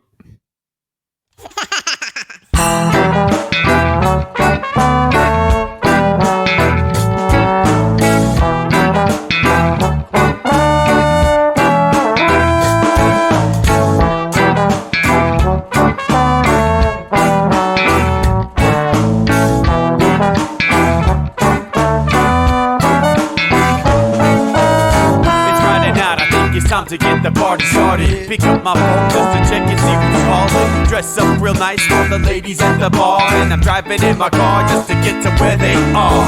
Here at the local scene is where I plant my feet. It's where I smoke my cigarette and I hold my drink. I look at all my friends, they're all blazing greens. Here at the front of the stage waiting for MTV. Where are those guys who's standing next to me with a pipe in his hand ready to blaze for me? About 5 minutes later we're all singing Queen. Now get the fuck up on stage and rock the scene, yeah. We do what we want, and what we want is to jam. So sit back and enjoy the band. We do what we want to do, and what we want is to jam. So sit back and enjoy the band. Enjoy that band. I turn and head back to the bar for a refill, man, because you know where we are. We're headed out to the car to smoke another one and another one. Now just when the magic starts kicking in, I hear relapse playing, you know it's time to head in. Alright everybody, now it's time to grab a new drink. Spark it if you got it and then pass it to me, yeah. We do what we want, and what we want is to jam. So sit back and enjoy the band. We do what we want to do, and what we want is to jam. So sit back and enjoy the band. Enjoy that band. Last up on the bill for the show tonight is Down and Dirty at 5, so we're headed outside to spark up another joint. Now who's got my lighter? Stoner E, of course, shouldn't you be inside? I'm all up in this bitch, being who I gotta be. I'm fucked up like the U.S. economy. The truth is that I don't think logically. Stoner E take you on a psychedelic odyssey. Now inside motherfuckers is rockin' me, and outside shit we smoke a lot of broccoli.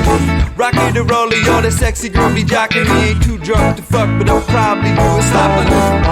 We do what we wanna do, and what we want is to jam. So sit back and enjoy the band. Enjoy the band, enjoy the band. We do what we wanna do, and what we want is to jam. So sit back and enjoy the band.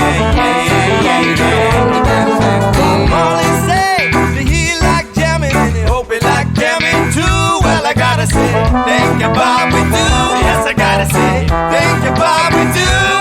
Well, Bob Marley said that he liked jamming and he hoped we like jamming too.